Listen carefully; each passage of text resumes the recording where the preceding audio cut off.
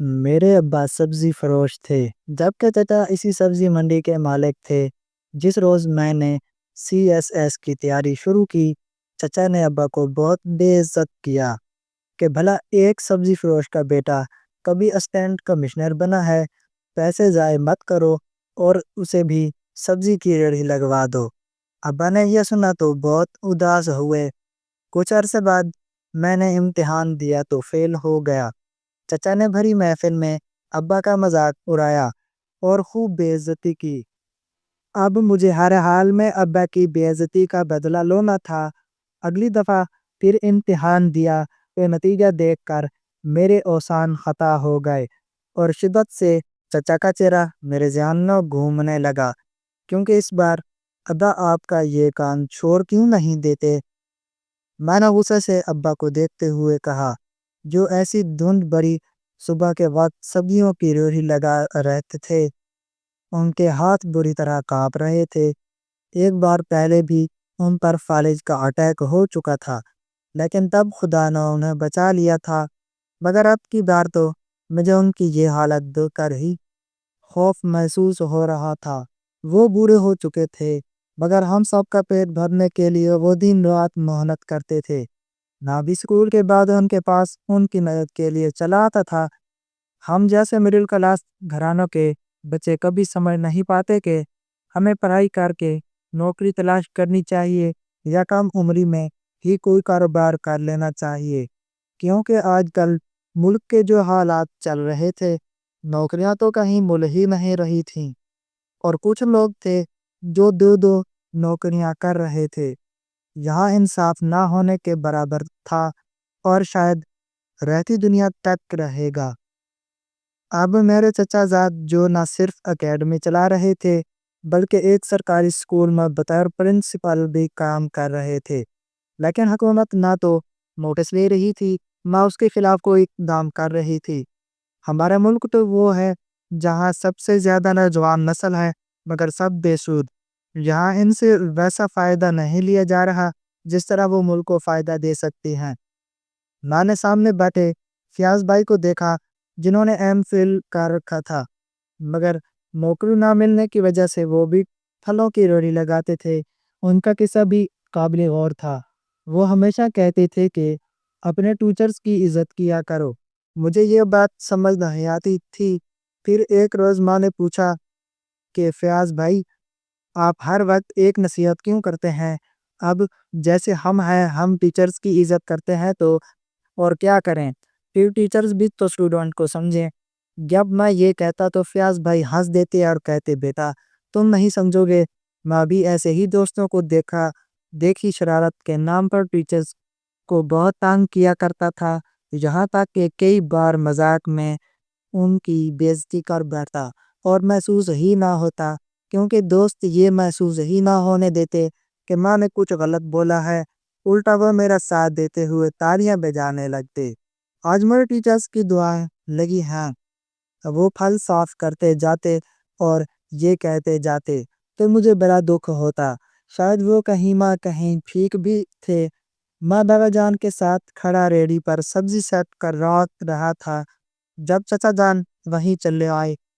وہ بابا کا کسی سے گلنا ملنا پسند نہیں کرتے تھے۔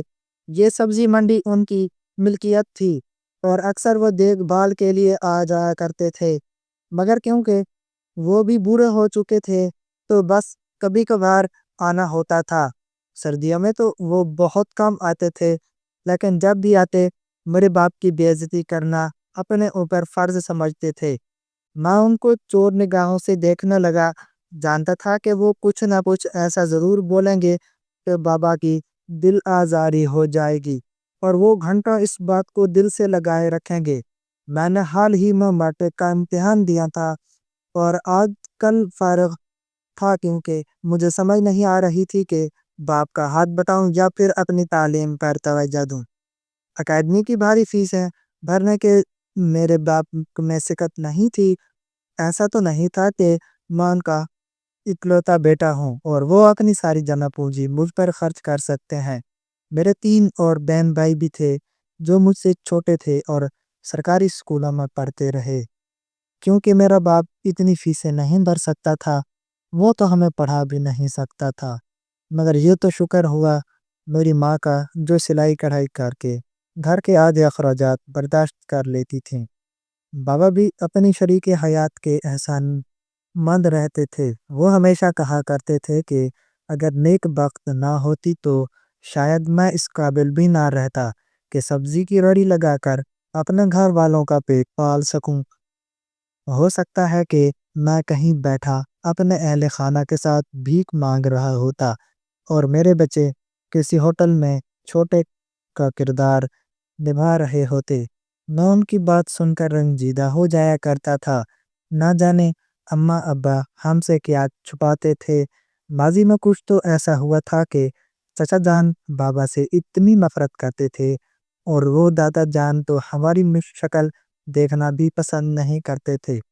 ویسے بھی وہ بوڑھے ہو چکے تھے اور بہت کم دکھائی دیتے تھے، مگر مجھے اچھے سے یاد ہے جب میں 6 سال کا تھا میں ان سے ملنے گیا تو انہوں نے مجھے زور سے ٹانگ مار کر دھکا دیا اور کہا کہ دوبارہ ان کی چوکھٹ پر قدم بھی نہ رکھو، اگر رکھا تو ان سے برا کوئی نہیں ہوگا۔ یہ بات میرے دل کو اتنی لگی کہ میں اپنے دادا جان کے پاس جانے سے بھی گھبرانے لگا۔ بابا کئی بار جاتے تھے، جب بھی وہاں سے آتے تو بہت اداس ہوتے اور ساری رات روتے رہتے۔ کئی بار تو ان کی طبیعت بھی خراب ہو گئی تھی، مگر وہ وہاں جانا نہیں چھوڑتے تھے۔ میں نے ان سے درخواست کی تھی کہ مجھے لے جایا کریں، مگر ہر بار منع کر دیتے۔ پتہ نہیں ایسا وہاں کیا تھا کہ دادا جان ہمیں پسند نہیں کرتے تھے، لیکن جب میں دوسرے بچوں کو دیکھتا تو میرے دل میں بھی حسرت جاگتی تھی۔ میرا دوست حاشر، اس کے دادا اسے خود چھوڑنے آتے تھے، تب میرا دل کرتا تھا کہ میں بھی اپنے دادا کے ساتھ سکول جاؤں، لیکن وہ تھے کہ میری مشکل دیکھنے بھی پسند نہیں کرتے تھے۔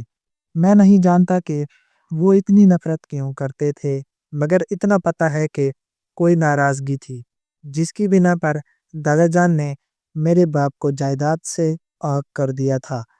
میرے چچا جان جو میرے سامنے کھڑے تھے وہ مجھے غصے سے گھور رہے تھے۔ بابا کی طرف بڑھے اور کہنے لگے، بالآخر تم نے میرا کہا مان ہی لیا، بیٹے کو کام پر لگا دیا۔ میری بات یاد رکھنا، اس کو پڑھانے کا کوئی فائدہ نہیں۔ سامنے بیٹھے فیاض کو دیکھ کر رہے تھے، اس میں بھی ضد لگا لی مجھ سے، اب دیکھو کیسے پھل فروخت کر رہا ہے۔ یہ تو میرا شکر گزار ہونا چاہیے کہ ماں نے اسے اس سبزی منڈی میں جگہ دے رکھی ہے، ورنہ تم جانتے ہو کہ آج کل کی مہنگائی کے دور میں بھیک بھی کوئی نہیں دیتا۔ چچا جان حقارت سے کہتے ہوئے مجھے دیکھنے لگے۔ ان کے چہرے پر موجود طنزیہ مسکراہٹ نے مجھے سلگا رکھا تھا۔ میں مٹھیاں بیچنے کھڑا تھا۔ اپنے بیٹے کو پڑھانے کے بعد اسے بڑا افسر لگوانا چاہتے تھے اور چاہتے تھے کہ میں ساری زندگی باپ کی طرح سبزیاں بیچتا رہوں۔ یہ مجھے منظور نہیں تھا۔ میں نے بابا کی طرف دیکھا جن کی آنکھیں نمکین پانیوں سے بھرنے لگی تھیں۔ مجھے بہت دکھ ہوا۔ بابا سر جھکائے کھڑے تھے اور چچا کی گردن ایسے اکڑی ہوئی تھی جیسے کسی نے اس میں سریا فٹ کر دیا ہو۔ میں سر جھٹکتے ہوئے خواہ سبزیاں ادھر ادھر کرنے لگا کیونکہ میرے پاس کوئی دوسرا کام نہیں تھا۔ چچا جان آپ جو بھی بولیں میں پڑھوں گا، اور دیکھیے گا ایک وقت ایسا آئے گا جب آپ میری جگہ اور میں آپ کی جگہ کھڑا ہوں گا۔ میں نے سر جھکاتے ہوئے کہا تو چچا نے غصے سے آگ بگولا ہو گئے۔ بابا جان نے سختی سے میری بازو پکڑ لی جیسے مجھے خاموش رہنے کا کہہ رہے ہوں، مگر مجھے فرق کہاں پڑتا تھا۔ میں اپنے باپ کی بے عزتی برداشت نہیں کر سکتا تھا، وہ بھی بڑی محفل میں جہاں اتنے سارے لوگ موجود تھے۔ افتخار احمد بیٹے کو سمجھا لو، آج کل اس کی زبان بہت چلنے لگی ہے، اور تم تو جانتے ہو مجھے ایسی زبانیں کاٹنا اچھے سے آتا ہے۔ چچا جان نے کہا اور مجھے گھورتے ہوئے وہاں سے چلے گئے۔ میرا دل چاہا کہ میں انہیں خوب باتیں سناؤں، وہ کیوں میرے باپ کے ساتھ ایسا رویہ اپناتے تھے۔ میرے بابا بے شک ان سے چھوٹے تھے، مگر اس کا مطلب یہ نہیں تھا کہ وہ ہر وقت انہیں بے عزت کریں۔ تب میرا دل خوش اور ولولے سے بھر جاتا کہ ماں نے زندگی میں کامیاب ہونا ہے اور کچھ بن کر دکھانا ہے۔ یہ تو چھٹیاں چل رہی تھیں، ورنہ میرا بس چلتا تو میں ابھی سے ہی 11ویں کلاس کی تیاری شروع کر دیتا، کیونکہ وہ 2 اہم سال تھے جنہوں نے میرا مستقبل طے کرنا تھا۔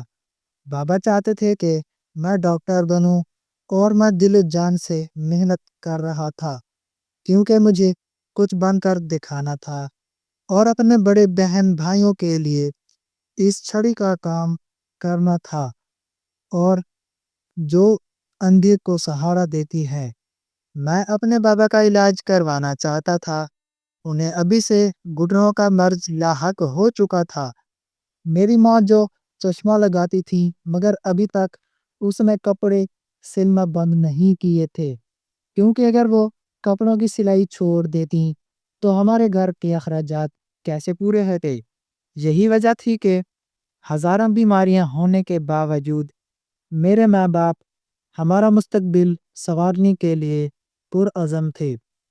مجھے خاص طور پر اس وقت کا انتظار تھا جب میں کامیاب ہو جاؤں۔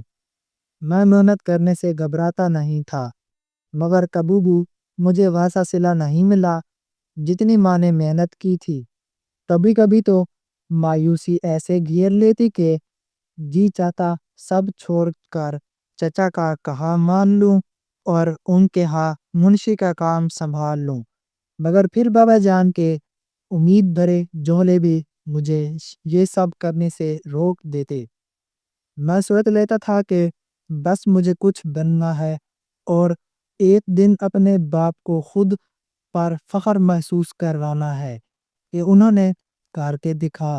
سارا دن سبزی منڈی میں رہنے کے بعد جب کچھ سبزیاں بچ جاتی تو میں روڑی گھسیٹتے ہوئے اپنا محلہ میں لے آتا، جہاں سفید پوش لوگ رہتے تھے اور مجھ سے سبزی خرید لیا کرتے تھے، کیونکہ وہ سب مجھ سے واقف تھے۔ شام کے وقت میں بابا کو گھر بھیج دیتا تھا، کیونکہ ٹھنڈ بڑھ جاتی تھی اور ان کی ٹوٹی ہوئی چپل ان کے پیروں کو صحیح سے ڈھانپ بھی نہیں پاتی تھی، جس کی وجہ سے ان کی ٹانگوں میں سردی کے باعث درد ہو جاتا تھا۔ ماں نے سوچ لیا کہ میں اپنے باپ کے آدھے بوجھ اپنے کندھے پر لے لوں گا، تاکہ ان کا سر جھکنے کے بجائے سیدھا رہے۔ میں سبزیاں بیچنے کے بعد گھر آیا تھا جب بابا جان کہنے لگے کہ انہیں اپنے دوست کے گھر جانا ہے، ان کی بیٹی کی شادی ہے۔ میں نے کہا ٹھیک ہے، میں آپ کو لے چلتا ہوں۔ بابا جان تیار ہو گئے۔ ان کا ایک سوٹ جو انہوں نے 23 سالوں سے سنبھال رکھا تھا اور خاص خاص موقعوں پر پہنتے تھے، اور ان کی پشاوری چٹل جو اچھے وقتوں میں لی گئی تھی، وہ بھی خاصی سنبھالی کر پیٹی میں رکھتے تھے۔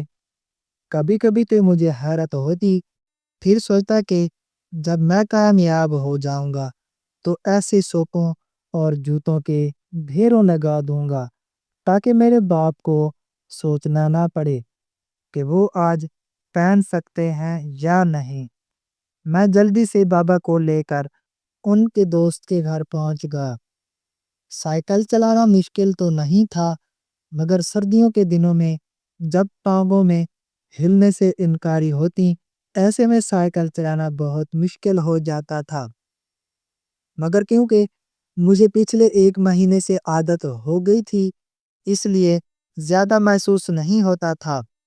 ابھی ہم لوگ چچا رفیق کے گھر پہنچے ہی تھے کہ سائرن کا شور بلند ہوا۔ بہت سارے پولیس والے سڑک پر متحرک نظر آئے۔ مجھے حیرانی ہوئی کہ ایسا کون سا وی آئی پی آ رہا ہے جس کے لیے اتنی تیاریاں کی جا رہی ہیں۔ آج تو شہر کی سڑکیں بھی صاف ستھری لگ رہی تھیں۔ میں نے حیران ہو کر بابا سے پوچھا، بابا آج خیریت ہے؟ کوئی ایم این اے یا ایم پی اے آ رہا ہے کیا؟ کیونکہ اتنے انتظامات تو اسی صورت میں ہی کیے جاتے ہیں۔ چچا رفیق کا گھر بائی پاس کے بالکل پاس تھا۔ یہی وجہ تھی کہ شہر میں رہنے کی وجہ سے ان کے ہاں ہر سہولت موجود تھی۔ اور وہ اپنے گھر کے باہر ہی ریڑھی لگا کر کیا کرتے تھے۔ ان کے پھلوں کو بھی اچھے دام ملتے تھے، جبکہ منڈی میں ہونے کی وجہ سے ہمیں ذرا سا مال سستا دینا پڑتا تھا۔ ابھی ہم لوگ چچا رفیق کے دروازے پہ باہر ہی کھڑے تھے جب وہ سائرن کی آواز تھوڑی قریب سنائی دینے لگی۔ ایک قطار میں چلتی ہوئی 5-6 مہنگی گاڑیاں گزر رہی تھیں۔ پولیس والے بھی ادب سے سر جھکائے کھڑے تھے۔ مجھے حیرانی ہوئی کہ آخر اس گاڑی میں بیٹھا شخص کون ہے جس کے لیے اتنے انتظامات کیے جا رہے ہیں۔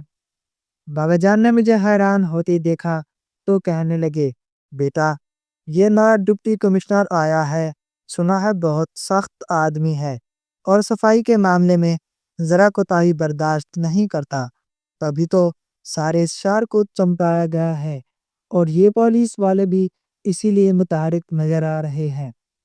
ورنہ تم تو جانتے ہو کہ یہاں پولیس موجود نہیں رہتی۔ یہاں سے سیدھے جائیں گے اور پھر دائیں طرف مڑ جائیں گے تو تمہیں سامنے ہی ڈپٹی کمشنر آفس ملے گا۔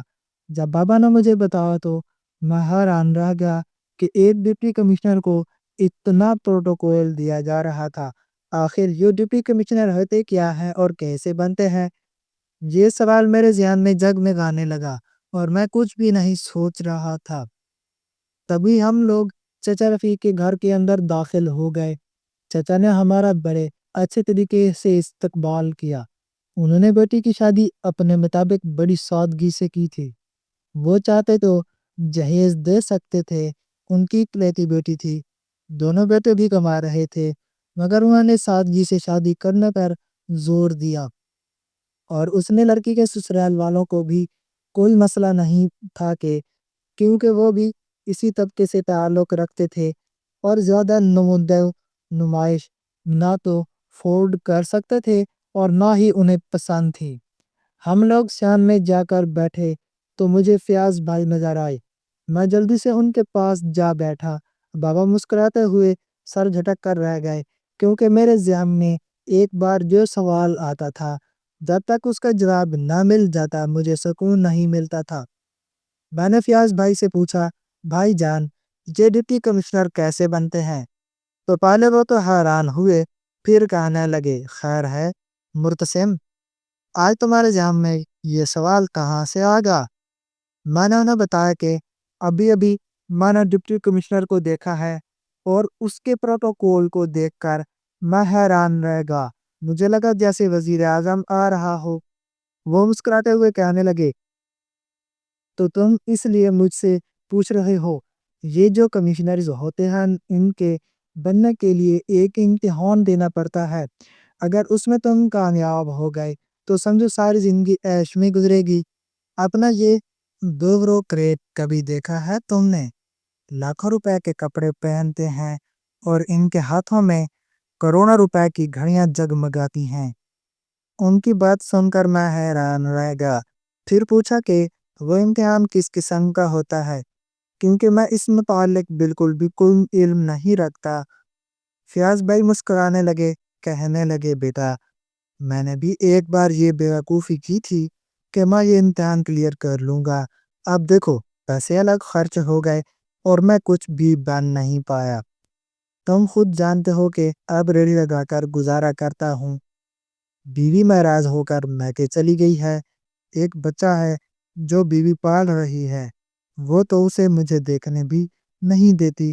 مجھے تو یہ بھی نہیں معلوم کہ اسے پتہ بھی ہے کہ میں اس کا باپ ہوں۔ وہ مسکرائے تو آنکھوں میں آنسو جھانکنے لگے۔ یہ مرد بھی بڑے عجیب ہوتے ہیں، ہر درد کو دل میں دفن کر کے ایسے ظاہر کرتے ہیں کہ ان جیسا مضبوط کوئی نہیں، حالانکہ ان کے دل درد سے پھٹ رہے ہوتے ہیں۔ پھر فیاض بھائی کہنے لگے، یہ ایک امتحان ہوتا ہے جس سے ایس ایس کا امتحان کہتے ہیں۔ تم چاہو تو دے سکتے ہو، کیونکہ ابھی تم نے میٹرک کے امتحان دیے ہیں۔ ابھی سے تیاری کرو گے تو تمہارے لیے بہت فائدہ مند رہے گا۔ اگر چاہو تو مجھ سے مدد لے سکتے ہو۔ جب فیاض بھائی نے اگر کہا تو میں بغیر سوچے سمجھے ان کے گلے لگ گیا۔ انہوں نے مجھے نئی امید دے دی تھی۔ مجھے اچھے سے یاد ہے بچپن میں جب ٹیچر پوچھتی تھی کہ آپ کیا بنو گے، تب سمجھ نہیں آتی تھی۔ بچوں کی دیکھا دیکھی میں بھی بول دیتا تھا کہ میں ڈاکٹر بننا چاہتا ہوں، مگر حقیقت میں مجھے ڈاکٹر نہیں بننا تھا۔ مجھے کچھ ایسا کرنا تھا جس میں انسان کے پاس بہت سے اختیارات ہوں، جیسا کہ کمشنر کے پاس ہوتے ہیں۔ بس میرے ذہن میں اس دن بیٹھ گیا کہ مجھے اسسٹنٹ کمشنر بننا ہے۔ وہیں پر چچا بھی بیٹھے تھے، وہ یہ سن کر اونچی آواز میں ہنسنے لگے، کہنے لگے، سب لوگ بات سنو، یہ سبزی فروش کا بچہ کہہ رہا ہے کہ وہ اسسٹنٹ کمشنر بنے گا۔ وہ یہ کہتے ہی میرا مذاق اڑانے لگے۔ ان کے خوشامدی لوگ جو ان کے قریب بیٹھے تھے وہ بھی اونچی آواز میں کہے لگاتے ہوئے ہنسنے لگے۔ بابا جان نے سر جھکا لیا تو فیاض بھائی نے میرا ہاتھ مضبوطی سے تھام لیا اور کہنے لگے، مقام ٹیچرز کے بڑے کامیاب سٹوڈنٹ ہوا کرتے ہیں۔ ہمارے ایک ٹیچر تھے، وہ میتھ پڑھاتے تھے، اتنی آسانی سے سمجھاتے کہ انسان کے دماغ میں بات بیٹھ جاتی تھی۔ حالانکہ خود 9ویں اور 10ویں جماعت میں میتھ میں فیل ہوئے تھے۔ اپنی کمزوری کو طاقت بنانا انسان کا اصل ہنر ہے۔ تم فکر نہ کرو، میں ہر قدم پر تمہارے ساتھ ہوں۔ آج سے میں تمہارا ٹیچر بھی ہوں اور منکر بھی۔ جب انہوں نے یہ بات کی تو میں سوچ میں پڑ گیا کہ آخر ان دونوں میں فرق کیا ہے۔ تبھی فیاض بھائی کہنے لگے، ٹیچر اسے کہتے ہیں جو آپ کو پڑھاتا ہے، سکھاتا ہے، زندگی کے معاملات سمجھاتا ہے، جبکہ منٹور وہ ہوتا ہے جو آپ کو رہنمائی فراہم کرتا ہے۔ کام آپ نے خود کرنا ہوتا ہے۔ جب انہوں نے مجھے مختصر سا تعارف بتایا تو میں سر جھٹک کر رہ گیا۔ اب مجھے کسی چیز کی فکر کرنے کی ضرورت نہیں تھی، میں کامیاب ہو سکتا تھا۔ میں گھر آیا تو بابا جان کہنے لگے، فیاض کی باتوں کو دل سے مت لگاؤ، شاید اظہار بھائی ٹھیک کہتے ہیں، ہم جیسے لوگ کبھی کامیاب ہو نہیں سکتے۔ نہ جانے وہ اتنی امید والی باتیں کیوں کر رہے تھے۔ وہ تو کبھی اس طرح مایوسی ظاہر نہیں کرتے تھے، ہمیشہ مجھے سکھایا کرتے تھے کہ کس طرح پر امید رہنا چاہیے۔ مجھے لگا کوئی تو بات ہے جو اندر ہی اندر انہیں دکھ پہنچا رہی ہے، لیکن میں سمجھ نہیں پایا کیونکہ بابا جان مجھ سے بات کرنے کے بجائے سیدھا چارپائی پر لوٹ گئے تھے اور کمبل اوڑھ لیا تھا۔ ہمارے بابا جان ہمیشہ کمبل لے کر سویا کرتے تھے اور رضائی ہم بہن بھائیوں کو دیتے تھے۔ اگر ہم لوگ زبردستی میں رضائی دیتے تو وہ رات کے کسی پہر ہمارے ٹھنڈ لگنے کی وجہ سے وہ ہمیں ہی اڑا دیتے تھے، اور میری ماں تو ایک معمولی ساکھیں اوڑھ لیا کرتی تھیں۔ ہمارے گھر تو ڈھنگ کے بستر بھی نہیں تھے۔ پتہ نہیں یہ باپ اتنی قربانیاں کیوں دیتے ہیں۔ مجھے آج تک سمجھ نہیں آئی کہ والدین اولاد سے اتنی محبت کیوں کرتے ہیں کہ ان کے لیے کوئی بھی قربانی دینے کو تیار ہو جاتے ہیں۔ دن میں کئی کئی گھنٹہ مشقت سہتے ہیں صرف اس لیے کہ ان کی اولاد کامیاب ہو جائے۔ کبھی کبھی تو میرا دل کرتا کہ اپنے باپ کے پیر چوم لوں۔ وہ جو ہمارے لیے کر رہا تھا وہ ناقابل بیان تھا۔ اس کے لیے میرے پاس الفاظ نہیں تھے۔ مجھے اپنے بابا جان سے بہت محبت، یوں سمجھ لی کہ میں زندگی میں اگر کسی سے عشق کیا تھا تو وہ میرے بابا تھے، جنہوں نے ہمارے لیے اتنی قربانیاں دیں۔ میں دیکھ رہا تھا کہ ان کی ٹانگیں کانپ رہی تھیں، کمبل ان کے وجود کے لیے ناکافی ہے، مگر انہوں نے ہمیں کبھی نہیں جتایا کہ انہیں سردی لگ رہی ہے۔ یہ دیکھ کر میری آنکھوں میں آنسو آ گئے۔ میں خاموشی سے اپنی چارپائی پر لیٹ گیا۔ میرا چھوٹا بھائی بھی میرے ساتھ سوتا تھا۔ وہ من موجی قسم کا انسان تھا، ہر وقت مسکراتا رہتا۔ اماں کہتی تھیں کہ وہ اپنے باپ کی طرح ہے، مایوسی کے دنوں میں بھی امید کی کرن ڈھونڈ لاتا ہے۔ حالانکہ مجھ سے پورے ہر 4 سال چھوٹا تھا۔ میری بہن جو کم عمر سے ہی سلائی کڑھائی کر رہی تھی، وہ ابھی بھی موم بتی کی روشنی میں کوئی کام کر رہی تھی۔ وہ پڑھائی میں بھی آگے تھی، بس یوں سمجھ لو کہ ہر فن مولا تھی، اسے ہر کام آتا تھا۔ وہ مجھ سے محض 2 سال چھوٹی تھی۔ اماں ابا اس کی شادی کا سوچ رہے تھے، مگر ایک میں تھا جو رکاوٹ بن گیا تھا۔ میں چاہتا تھا کہ وہ پڑھائی کرے اور پھر بے شک والدین اس کی شادی کر دیں، مجھے کوئی اعتراض نہیں ہوگا، مگر اب وہ محض 14 برس کی تھی۔ اتنی کم عمر بچی کی شادی کر دینا زیادتی کے مترادف تھا۔ میری وجہ سے ماں باپ خاموش ہو چکے تھے۔ میری ساری رات سوچتا رہا کہ آخر یہ مقابلے کا امتحان دیتے کہاں ہیں، اس کی شروعات کہاں سے کرتے ہیں، اور جیسے فیاض بھائی نے بتایا کہ میں بھی تیاری شروع کر سکتا ہوں، تو کیسے تیاری کروں، مجھے شروعات کہاں سے کرنی چاہیے۔ ساری رات نیند نہیں آئی۔ میں خاموشی سے کمرے سے نکل کر صحن میں چلا آیا اور واک کرنے لگا، جہاں تک کہ تہجد کا وقت ہو گیا۔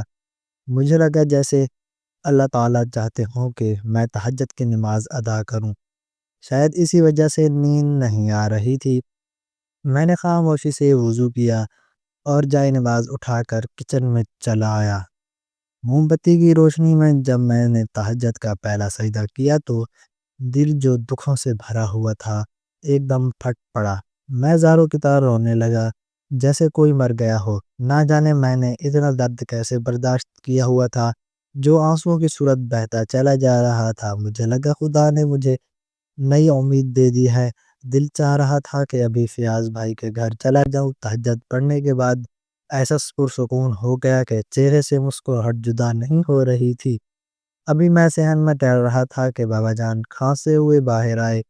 مجھے جاگتا دیکھ کر حیران ہوئے۔ اولاد اداس ہو اور والدین کو پتہ نہ چلے، ایسا کیسے ہو سکتا ہے؟ بابا جان کہنے لگے، میں کافی دیر سے دیکھ رہا ہوں تم ٹہل رہے ہو، کیا بات ہے، کوئی پریشانی ہے؟ وہ وضو کرتے ہوئے مجھ سے بات کر رہے تھے۔ میں نے کہا، میں ابھی مقابلے کے امتحان کی تیاری کرنا چاہتا ہوں بابا جان، اگر آپ اجازت دیں تو۔ جب میں نے اٹک اٹک کر بے رابطہ سا جملہ ادا کیا تو بابا جان مسکرانے لگے، کہنے لگے، یہ ذرا وقت بتاؤ۔ میں نے کہا، 3 بج رہے ہیں۔ کہنے لگے، ایسے لوگ کامیاب ہو جاتے ہیں جو صبح جلدی اٹھتے ہیں۔ ان کی بات سن کر میں مسکرایا تو وہ کہنے لگے، بیٹا تمہارا وقت شروع ہو چکا ہے، وہ وقت جس میں تمہیں ہر فرق بھلا کر بس محنت کرنی ہے۔ جب فیاض جاگ رہا ہوگا، وہ اس وقت سوتا نہیں ہے، تمہاری مدد کر دے گا، میری طرف سے تمہیں اجازت ہے۔ جب بابا جان نے یہ کہا تو میں نے آگے بڑھ کر انہیں گلے لگا لیا اور پھر بغیر گیٹ کھولے دیوار پھلانگ کر سیدھا فیاض بھائی کے گھر پہنچ گیا۔ دیکھا تو ان کے کمرے کی لائٹ جل رہی تھی۔ جب سے ان کی بیوی انہیں چھوڑ کر گئی تھی وہ بہت اداس رہنے لگے تھے، بس اتنا کماتے کہ کھانا خرید سکیں، ان کے زیادہ کوئی چاہ نہیں تھی۔ حالانکہ بابا نے کئی جگہ ان کی نوکری کی بات کروائی تھی، وہ بھی چچا کی 1000 منتوں کے بعد، مگر فیاض بھائی میں چچا کا احسان لینے کی بجائے اپنی روزی روٹی خود کمانا بہتر سمجھا، نہ کہ دوسروں کے احسان تلے دب جانا۔ میں نے فیاض بھائی کو دیکھا تو تنگ رہ گیا۔ ان کے چہرے پر ایک عجیب سکون تھا۔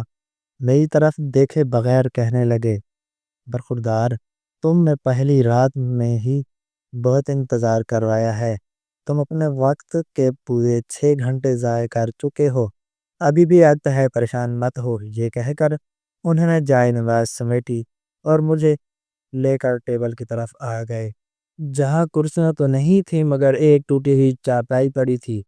انہوں نے مجھے اس پر بٹھایا اور مقابلے کے امتحان کے متعلق سمجھانے لگے۔ پہلے تو مجھے بہت مشکل لگا کیونکہ میری انگریزی بہت کمزور تھی۔ جب انہوں نے پاکستان کی تاریخ کی کتاب انگریزی میں کھولی تو میں دنگ رہ گیا۔ مجھ سے تو پڑھا ہی نہیں جا رہا تھا، حالانکہ میں ایک محنتی طالب علم تھا اور اچھے نمبر لاتا تھا، مگر اس وقت سامنے جو موٹی سی کتاب رکھی تھی وہ مجھ سے پڑھی نہیں جا رہی تھی۔ فیاض بھائی نے جب مجھے پڑھانا شروع کیا تو بہت مشکل کا سامنا کرنا پڑا۔ وہ تو فر بولے جا رہے تھے لیکن مجھ سے کچھ بولا نہیں جا رہا تھا، آنسو حلق میں پھنس چکے تھے۔ فیاض بھائی نے میری طرف دیکھا اور کہنے لگے، آج کے لیے اتنا کافی ہے، صبح کی اذان کا وقت ہو رہا ہے، گھر جاؤ، نماز پڑھو، قرآن مجید کی تلاوت کرو اور پھر میرے پاس واپس آ جانا۔ میں خود تمہیں آج کالج لے جاؤں گا اور تمہارا داخلہ کرواؤں گا۔ جب انہوں نے یہ بات کی تو میں دوبارہ ان کے گلے لگ گیا۔ وہ بڑے اچھے انسان تھے۔ مجھے کبھی کبھی سمجھ نہیں آتی تھی کہ آخر ان کی بیوی انہیں چھوڑ کر کیوں چلی گئی تھی۔ اگر جب چچا جان کو علم ہوا کہ میں مقابلے کے امتحان کی تیاریاں کر رہا ہوں تو انہوں نے خوب مذاق اڑایا۔ وہ بابا جان سے کہنے لگے، میری ایک بات یاد رکھنا، پیسہ تمہارا ہے اور مرضی بھی تمہاری، چاہو تو اس سے فائدہ لو یا پھر اپنے اس بیٹے پر ضائع کر دو۔ میں تمہیں ایک آفر دیتا ہوں، اگر تم ان پیسوں کے بدلے یہ دکان خرید لو تو میں دوہرا فائدہ ہوگا، میں تمہاری تنخواہ لگا دوں گا۔ ان کی بات سن کر بابا نفی میں سر ہلانے لگے۔ چچا بولے، افتخار احمد، تم غلطی کر رہے ہو، سبزی فروش کے بچے بھی کبھی اسسٹنٹ کمشنر لگے ہیں، یہ جو بیوروکریٹس ہوتے ہیں انہی کے بچے آگے بڑھتے ہیں۔ ایک اسسٹنٹ کمشنر کا بیٹا ہی اسسٹنٹ کمشنر بن سکتا ہے، اور تم جیسے سبزی فروش کے بچے ساری زندگی سرکاری اسکولوں میں رلتے رہتے ہیں، پھر ماں باپ کی جمع پونجی ضائع کرتے ہیں اور پڑھائی کے بعد نوکری نہ ملنے پر اپنے باپ کا چھوڑا ہوا پیشہ اپنا لیتے ہیں۔ تمہیں یاد ہے پرانے زمانے میں یہ رواج تھا کہ ایک بیٹا اپنے باپ کا پیشہ اپناتا تھا، چاہے وہ اچھا ہو یا برا، اسے کوئی اور پیشہ اختیار کرنے کی اجازت نہیں تھی، اور اب بھی رواج وہی ہے، بس الفاظ بدل گئے ہیں۔ چچا جان بابا کو سمجھا رہے تھے، کبھی میں بولا، چچا جان آپ فکر نہ کریں، میں آپ کو کامیاب ہو کر دکھاؤں گا۔ جب میں نے امید بھرے لہجے میں کہا تو چچا جان ہنسنے لگے، کہنے لگے، تمہیں پتہ بھی ہے کہ مقابلے کے امتحان کے لیے اکیڈمی کی فیس کتنی زیادہ ہے؟ کبھی تم نے اندازہ لگایا ہے، یا تمہیں علم ہے کہ کون پڑھائے گا تمہیں؟ ایسے ہی اپنے باپ کا پیسہ ضائع کرو گے جیسے تمہارے باپ نے تمہیں اس مقام تک لا کر کھڑا کیا ہے، تم بھی اپنے ماں باپ اور بہن بھائیوں کی زندگی برباد کرو گے۔ ان کے اس جملے نے مجھے بے چین کر دیا۔ میں نے بابا کی طرف دیکھا تو وہ نظریں چرانے لگے۔ میں اب اتنا بڑا ہو گیا تھا کہ وہ اس راز سے پردہ اٹھا سکتے تھے جو انہوں نے اتنے عرصے سے اپنے دل میں دبایا ہوا تھا، وہی راز جس کی وجہ سے ہمیں چچا اور دادا جان کی نفرت جھیلنی پڑ رہی تھی۔ آج تو میں پیچھے ہٹنے والا نہیں تھا، چاہے بابا جان جتنا بھی ناراض ہوں کیوں نہ ہوں۔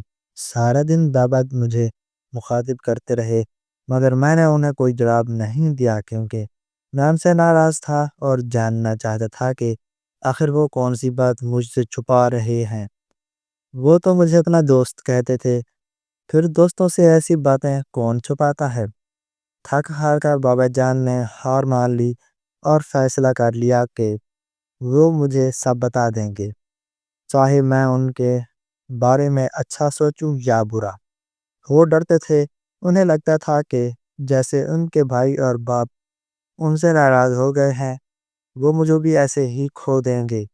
ہم لوگ شام کو محلے میں سبزی بیچ کر آ رہے تھے، جب بابا نے بوری صحن میں لگائی، میرا ہاتھ پکڑا اور نہر کے کنارے چلے آئے۔ ہم دونوں وہیں بیٹھ گئے۔ بابا جان کہنے لگے، یہ ان دونوں کی ہے۔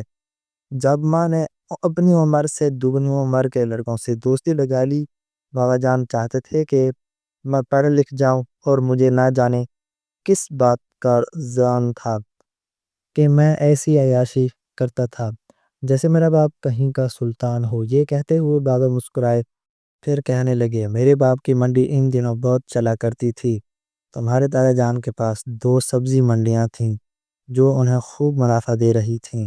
ہم لوگ لاکھوں روپے میں کھیل رہے تھے۔ میں نئے دوستوں کی صورت میں بالکل بدل کر رہ گیا۔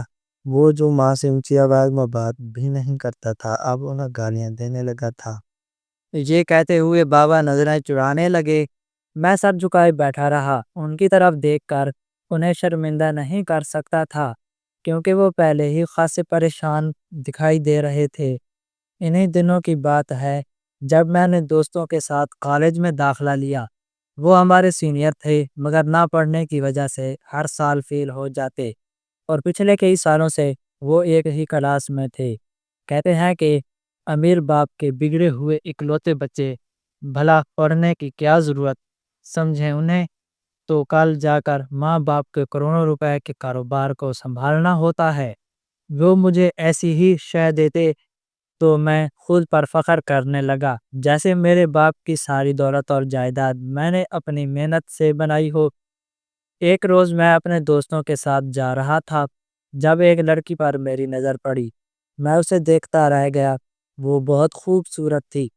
جب میرے دوستوں نے دیکھا کہ میں کسی لڑکی کو دیکھ رہا ہوں تو وہ بھی اسے دیکھنے لگے۔ سبھی نے ہوٹنگ شروع کر دی اور مجھے خوب چھیڑا۔ میں شرم کے مارے مسکراتا رہا۔ یوں وہ جب راستے میں گزرتی تو میرے دوست اسے بھابھی کہتے، وہ خاموش ہو جاتی، یعنی اسے بھی میں پسند تھا۔ یہ اندازہ میرے دوستوں نے لگایا تھا۔ ایسے ہی دن گزرتے گئے۔ دوستوں کے کہنے پر میں نے اس لڑکی کو خط لکھ ڈالا۔ وہ کسی عام انسان کی بیٹی نہیں تھی بلکہ ایک معروف وکیل کی بیٹی تھی۔ جب میں نے اسے خط لکھا تو گارڈ نے پکڑ لیا اور مجھے خوب مارا۔ میرے دوستوں نے کہا کہ بدلہ لیا جائے۔ ایک روز ہم نے اس گارڈ کو بہت مارا۔ وہ لڑکی گھر پر اکیلی تھی تو دوستوں نے کہا کہ جا کر اسے خط دے آؤ، ہم یہیں تمہارا انتظار کریں گے۔ میں ان کے کہنے پر آ کر چلا گیا مگر اس بات سے انجان تھا کہ وہ کیا کرنے والے ہیں۔ جیسے ہی میں اندر گیا وہ لڑکی مجھے دیکھ کر خوف زدہ ہو گئی اور چیخنے چلانے لگی۔ میں اسے اچھا تو لگتا تھا مگر اس طرح اس کے گھر آ کر زبردستی بات کرنے کی کوشش نے اسے خوف زدہ کر دیا۔ گارڈ نے جس کے سر پر میرے دوستوں نے شیشے کی بوتل ماری تھی بے ہوش پڑا تھا۔ نہ جانے کیسے اس لڑکی کا باپ آ گیا، اس نے مجھے خوب مارا اور پولیس کے حوالے کر دیا۔ پھر مجھ پر کیس بھی کر دیا کہ میں نے اس کی بیٹی کو ہراساں کیا ہے۔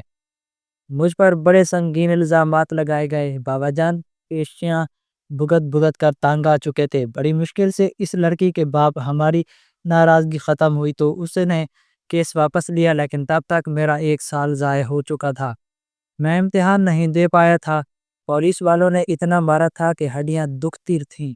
انہیں میری کمر پر ایک ڈنڈا مارا جس کی وجہ سے کمر میں مستقل درد رہنے لگا۔ بابا جان مجھ سے ناراض ہو گئے کیونکہ شہر میں ان کی بڑی عزت تھی۔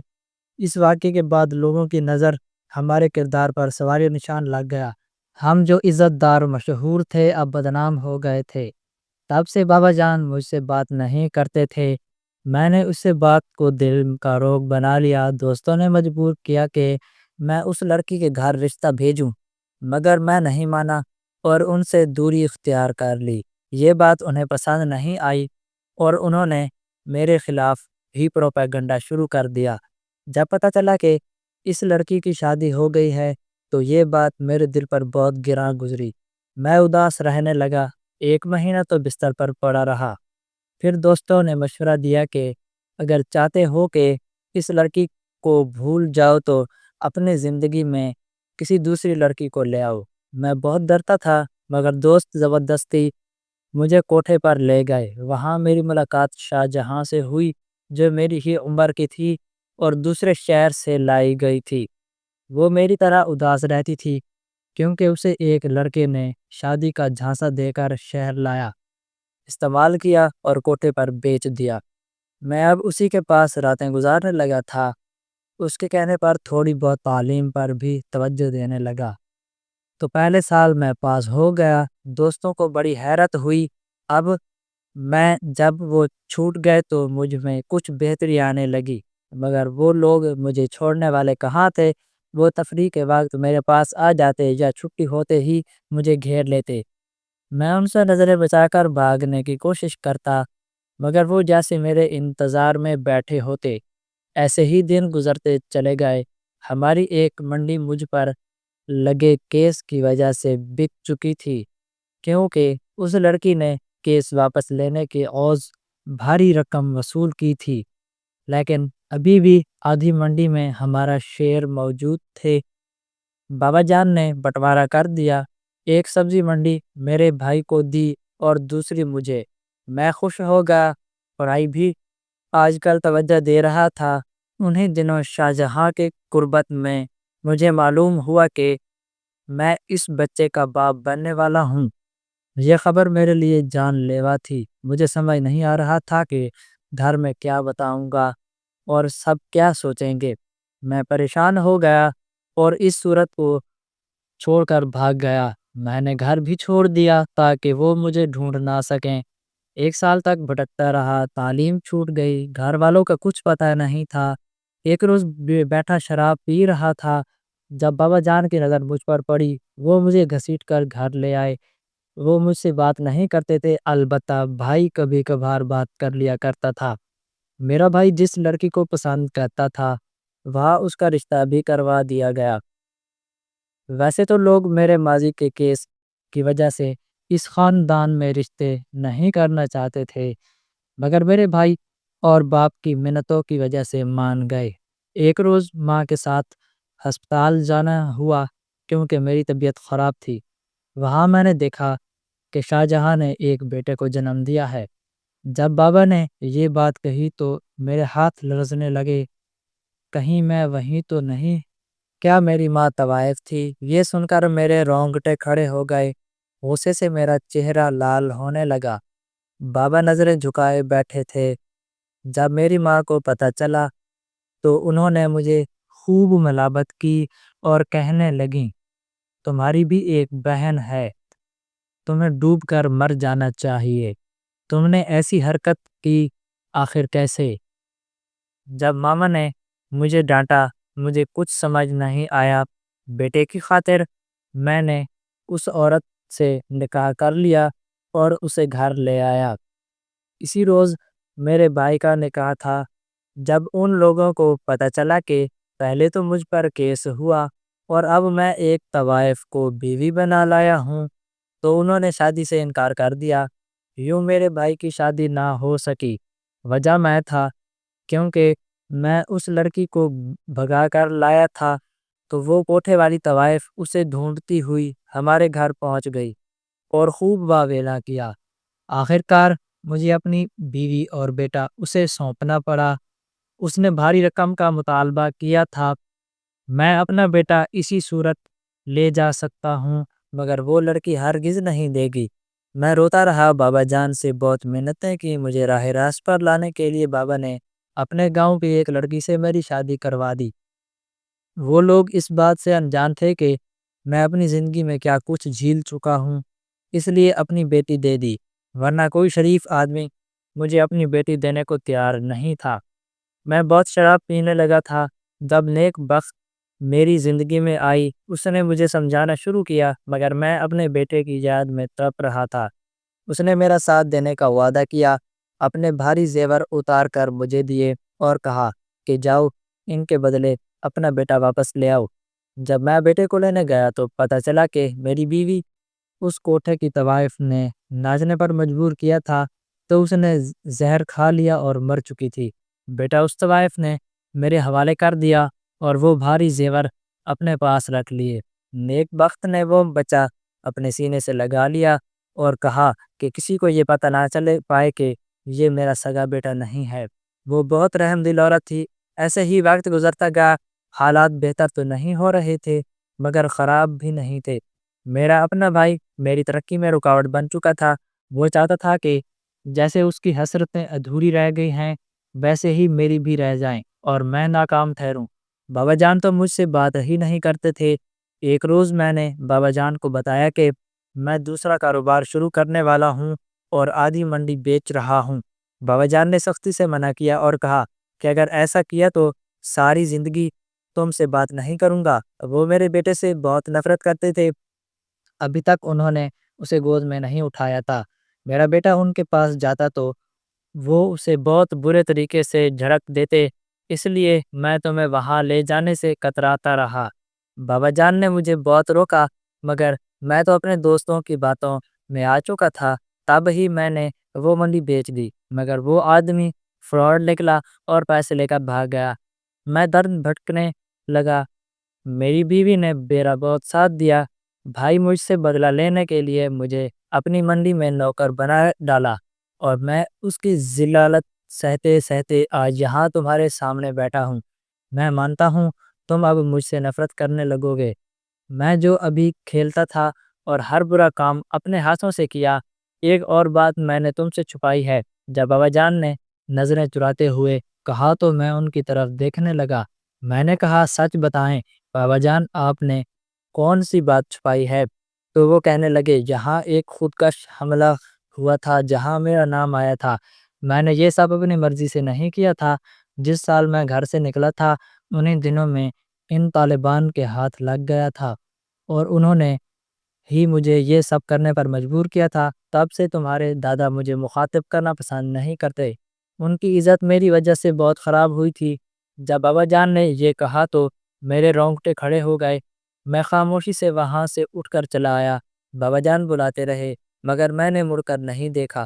مجھے بابا جیسی زندگی نہیں گزارنی تھی، وہ جو ہر حال میں کامیاب ہونا چاہتا تھا۔ میں نے بھی دن رات محنت شروع کر دی۔ فیاض بھائی کے کہنے پر انٹر کے بعد میں نے انہی کے بتائے ہوئے مضامین رکھے۔ دن رات گدھوں کی طرح محنت کرتا رہا۔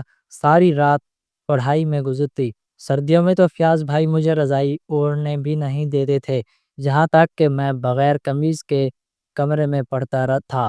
وہ کہتے، اس طرح نیند نہیں آئے گی، اگر تمہیں ذرا سی گرمائش ملی تو تم سو جاؤ گے۔ وہ مجھ پر سختی کرتے تھے، مگر پڑھانے میں کوئی کسر نہیں چھوڑتے تھے۔ جتنا میں جاگتا اور محنت کرتا، وہ اس سے دوہری محنت کرتے تھے۔ میری پڑھائی کے تمام اخراجات، حتیٰ کہ اساتذہ کی فیسیں تک، وہ خود بھرتے تھے۔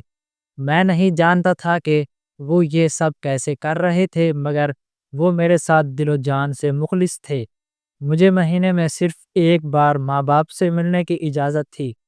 بابا سمجھتے تھے کہ میں ان سے ناراض ہوں، مگر ایسا نہیں تھا۔ میں نے کامیابی کو ہی اپنا ہدف بنا لیا تھا۔ دن گزرتے گئے، یہاں تک کہ کئی برس بیت گئے۔ میں نے پہلی بار مقابلے کا امتحان دیا تو 14 طبق روشن ہو گئے۔ امتحان دے کر واپس آنے کے بعد میں نے فیاض بھائی کو بتا دیا کہ میں کامیاب ہونے والوں میں شامل نہیں ہوں۔ دیکھنا میں ہار جاؤں گا، کیونکہ جس روز امتحان تھا اسی روز وہ بس خراب ہو گئی تھی جس میں جا رہا تھا۔ بعد میں پتہ چلا کہ یہ سب میرے چچا جان نے کروایا تھا۔ وہی میری کامیابی میں رکاوٹ بنے ہوئے تھے۔ چچا پر بہت غصہ آیا، مگر میں ڈٹا رہا۔ پہنچ تو گیا تھا، مگر لیٹ پہنچنے کی ٹینشن میں مجھ سے اب کچھ کام نہیں ہو رہا تھا۔ ہاتھ پاؤں پھول چکے تھے۔ میں نے ٹیسٹ تو دیا، مگر جس طرح دینا چاہتا تھا ویسے نہیں دے پایا۔ میرے پیچھے ایک لڑکا بیٹھا تھا جس نے مجھے سے ایک سوال پوچھا۔ اسی دوران ان نگران نے مجھے دیکھ لیا۔ اسے لگا کہ میں اس سے پوچھ رہا ہوں۔ اس نے مجھ سے پرچہ چھین لیا۔ پہلی دفعہ میں فیل ہو گیا، وہ بھی کسی اور کی وجہ سے۔ جب پتہ چلا کہ وہ لڑکا کون تھا تو میرا دماغ گھوم گیا، کیونکہ وہ میرے چچا کا جاننے والا تھا اور اس نے یہ سب جان بوجھ کر کیا تھا۔ میں روتا رہا۔ فیاض بھائی نے سمجھایا، کوئی بات نہیں، اگلی بار محنت کرو، تم نے اپنے چچا سے بدلہ بھی تو لینا ہے۔ غرض انہوں نے جب میرے دل میں بدلے کا بیج بویا، میں ایسا چاہتا تو نہیں تھا، مگر چچا کی حرکتیں بڑھتی جا رہی تھیں۔ انہوں نے میرے باپ کو منڈی سے نکال دیا تھا۔ بابا بیمار کے باوجود ریڑھی گھسیٹتے ہوئے محلے میں سبزیاں بیچتے تھے۔ انہیں بہت مشکلات کا سامنا کرنا پڑتا۔ جب میں بابا کو اس حال میں دیکھتا تو دل کرتا کہ چچا کو سبق سکھاؤں۔ سمجھ نہیں آتی تھی کہ یہ سب مشکلات کب ختم ہوں گی اور ہمارے اچھے دن کب آئیں گے۔ میں دوسری بار ٹیسٹ نہیں دینا چاہتا تھا۔ بابا نے اپنی جمع پونجی مجھ پر لگا دی تھی، فیاض بھائی جو کماتے مجھ پر خرچ کر دیتے تھے، اور میں نے انہیں بدلے میں کیا دیا؟ کچھ بھی نہیں، سوائے ناکامی کے۔ ان دنوں میں نے سوچ لیا تھا کہ سب چھوڑ دوں گا۔ میں نے کتابیں، نوٹس، ہر چیز رکھ دی اور بابا کے ساتھ سبزی بیچنے لگا۔ چچا جہاں دیکھتے مذاق اڑاتے۔ ایک بار میں ہر طرف سے تنگ آ کر چچا کے پاس گیا اور ان سے درخواست کی کہ اپنی سبزی منڈی میں ایک دکان ہمیں دے دیں۔ وہ نفی میں سر ہلاتے رہے، پھر کہا، اگر تم اپنے ہاتھوں سے میرے جوتے صاف کرو اور ہاتھ دھو کر مجھ سے معافی مانگو تو میں مان لوں گا اور تمہیں دکان دے دوں گا۔ ان کی بات سن کر میں نفی میں سر ہلاتا ہوا گھر واپس آیا۔ زندگی میں دوبارہ میرا مقابلے کا امتحان دینے کا جذبہ بڑھ چکا تھا۔ میں نے سوچ لیا تھا کہ اس بار کچھ بھی ہو جائے مجھے محنت کرنی ہے۔ میں دوبارہ سے محنت کرنے لگا۔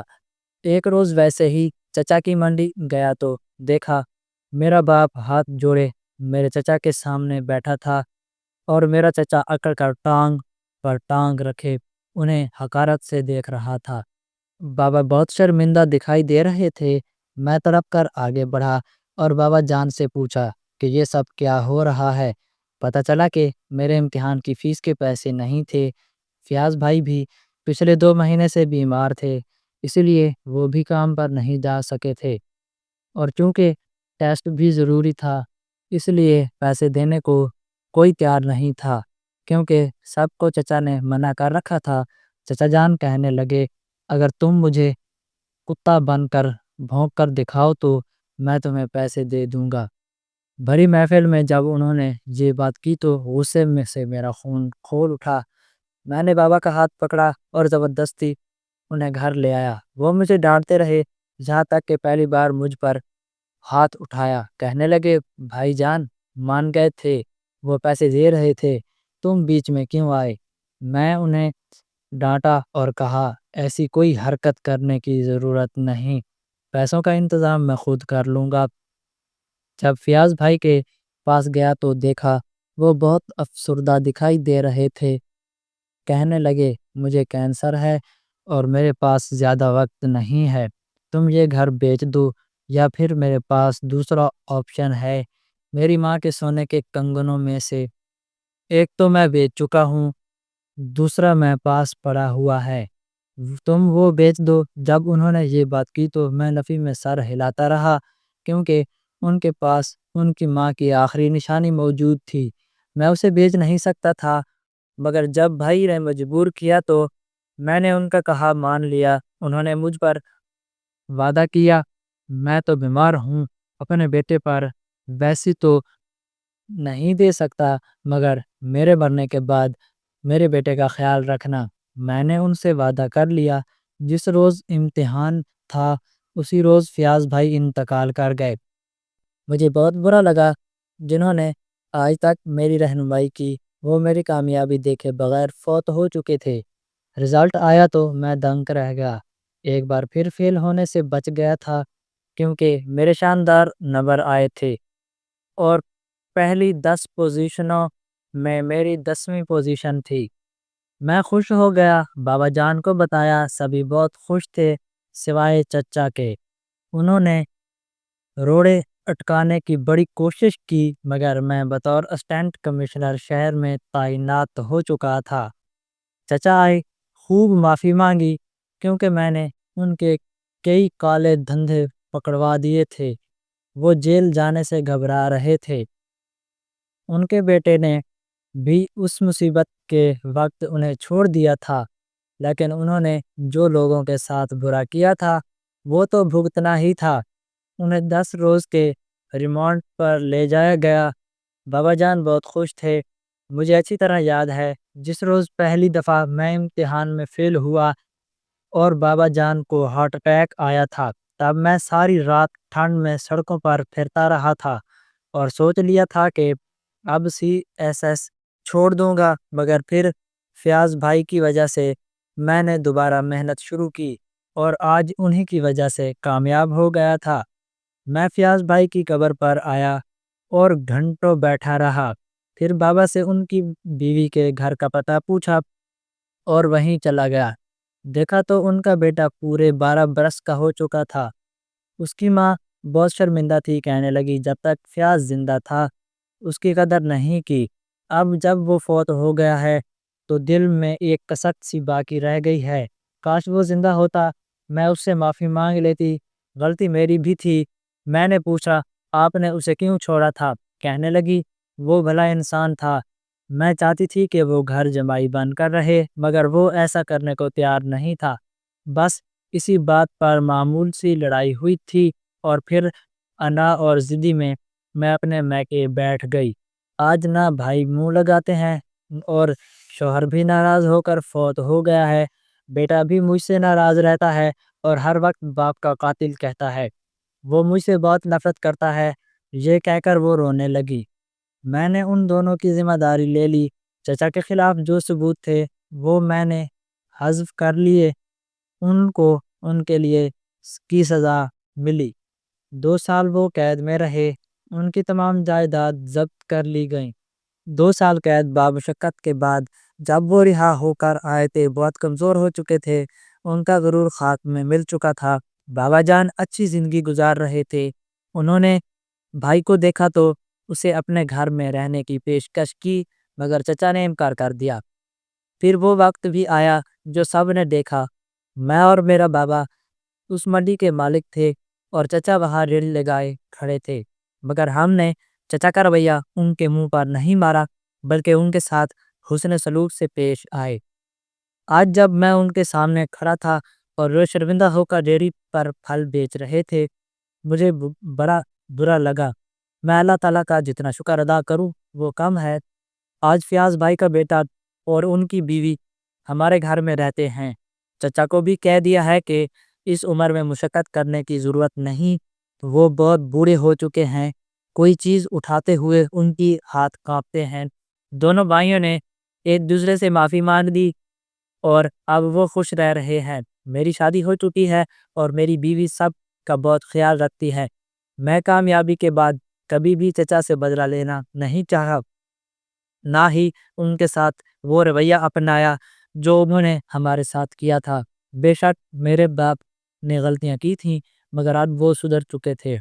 شکر ہے خدا نے مجھے ایسی غلطی کرنے سے بچا لیا، کیونکہ ان طالبان نے مجھ سے وعدہ کیا تھا کہ وہ مجھے مالی رقم دینے کو تیار ہیں اگر میں ان کا کہا مان لوں، مگر شکر ہے اس وقت میرے باپ نے مجھے اپنی کہانی سنائی اور میں اس مصیبت سے بچ گیا۔ ماں باپ کو اپنے بچوں پر خاص توجہ دینی چاہیے تاکہ وہ ایسے زندگی برباد نہ کریں۔ اللہ حافظ۔